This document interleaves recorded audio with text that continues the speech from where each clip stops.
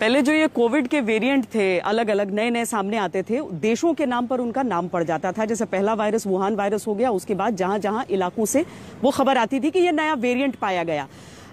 इस बार आप भी सोच रहे होंगे, उसके बाद फिर WHO ने ये निर्णय लिया कि ये ग्रीक अल्फाबेट्स पर इनके नाम रखे जाएं। उस क्रम के हिसाब से ओमिक्रॉन का नाम ओमिक्रॉन नहीं होना चाहिए था, क्योंकि बीच के 2 अल्फाबेट न्यू और शी स्किप किए जा रहे थे। न्यू के बारे में WHO ने यह कहा कि इसका सीधा मतलब नया होगा, न्यू, इसीलिए न्यू नहीं रखा गया। शी इसीलिए नहीं रखा गया कि सीधे तौर पर जहां से उत्पत्ति हुई थी इस वायरस की, वहां पर निशाना चला जाता, यानी शी जिनपिंग की ओर। इसीलिए WHO ने उसे भी दरकिनार किया और उसके बाद का जो अल्फाबेट था ओमिक्रॉन, उसे तय किया गया। बहरहाल हम आपको बताते हैं कि ये जो वायरस है वो ज्यादा खतरनाक क्यों माना जा रहा है। अव्वल तो जैसा कि हमने आपको बताया कि ये ज्यादा संक्रामक है, डेल्टा वेरिएंट से ज्यादा तेजी से फैलता है, कितना बीमार कर सकता है इस पर रिसर्च चल रही है। दूसरा खतरा यह है कि मौजूदा वैक्सीन, ऐसा बताया जा रहा है, ऐसा दावा किया जा रहा है कि मौजूदा वैक्सीन शायद उतने कारगर न हो इस वेरिएंट पर, क्योंकि जब तक जो वैक्सीन मौजूद है वो पुराने वेरिएंट्स को ध्यान में रखकर तैयार की गई थी। ओमिक्रॉन में 30 म्यूटेशन के अलावा 25 यूनिक स्पाइक म्यूटेशन है, जबकि डेल्टा वेरिएंट में 10 यूनिक स्पाइक म्यूटेशन और बीटा में 6 यूनिक स्पाइक म्यूटेशन का पता चला था। आसान शब्दों में अगर हम इसे समझें तो वैक्सीन से तैयार होने वाले एंटीबॉडीज पुराने वेरिएंट जैसे अल्फा, डेल्टा, इन वेरिएंट्स की पहचान कर उन पर सीधा हमला करते हैं। वैक्सीन शरीर को स्पाइक की पहचान कर हमला करने के लिए तैयार करता है। ओमिक्रॉन वेरिएंट में इतने म्यूटेशन हो चुके हैं कि मौजूदा वैक्सीन का असर हो सकता है इन पर कम हो। अगर ऐसा हुआ तो पूरी दुनिया के लिए चिंता की बात होगी। यह अभी चिंता जताई जा रही है, ये अभी इस पर कोई शोध नहीं है। अमेरिका की जो बड़ी कंपनी फाइजर और मॉडर्ना है, उसने नए वेरिएंट के लिए नई वैक्सीन पर काम शुरू कर दिया।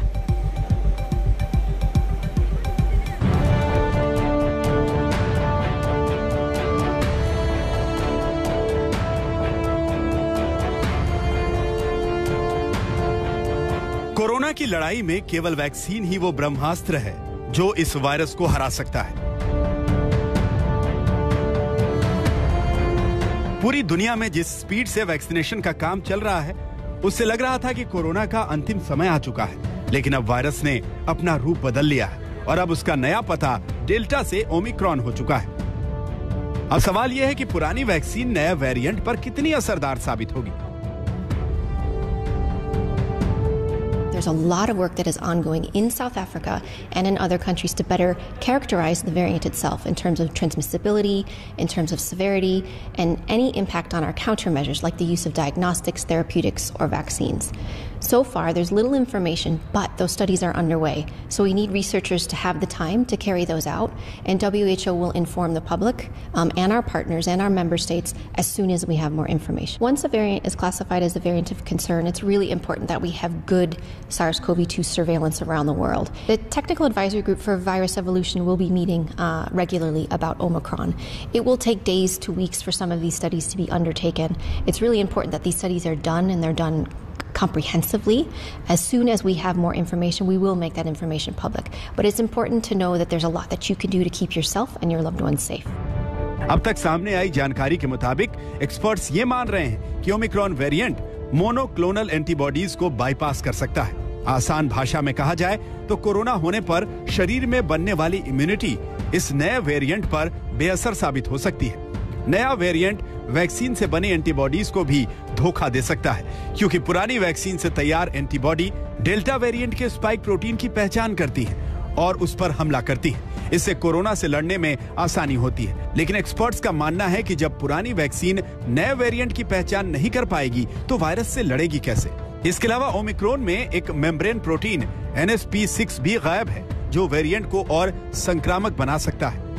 शुरुआती स्टडीज बताती हैं कि इस वेरिएंट पर वैक्सीन 40% कम असरदार है।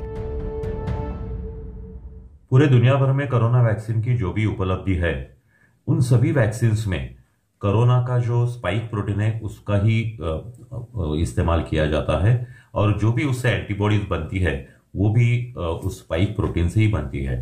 जबकि ओमाइक्रॉन जो नया म्यूटेटेड वायरस आया है, तो उसमें उसके स्पाइक प्रोटीन में 30 से ज्यादा म्यूटेशंस हो गए, इसलिए उसके स्पाइक प्रोटीन के जो गुणधर्म है, जो क्वालिटीज है, वो बदल गई है।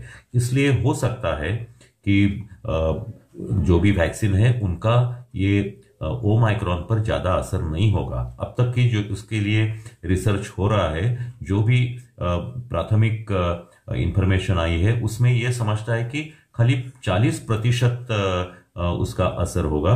इसलिए दुनिया के कई देशों ने तीसरा डोज देने का जो शुरुआत की थी उसमें काफी जोर लगाया है। लेकिन इसे पुख्ता तौर पर कहने के लिए नए वेरिएंट के जीनोम सीक्वेंसिंग को देखना होगा। ये बात तो साफ है कि नए वेरिएंट में अब तक कई म्यूटेशन यानी बहुत से बदलाव हुए हैं और वैक्सीन बनाने के लिए नए वेरिएंट के बारे में पक्की जानकारी किसी के पास नहीं है। ऐसे में ओमिक्रॉन वेरिएंट को लेकर ज्यादा से ज्यादा जानकारी जुटानी होगी। इसके लिए नए वेरिएंट के जीनोम सीक्वेंसिंग पर पैनी निगाह रखनी होगी, क्योंकि नए वेरिएंट ओमिक्रॉन में कितनी तेजी से और किस तरह से बदलाव हो रहे हैं, इसी जानकारी के आधार पर ही एक असरदार वैक्सीन तैयार की जा सकती है। दुनिया भर में अब तक जो एक तो सवाल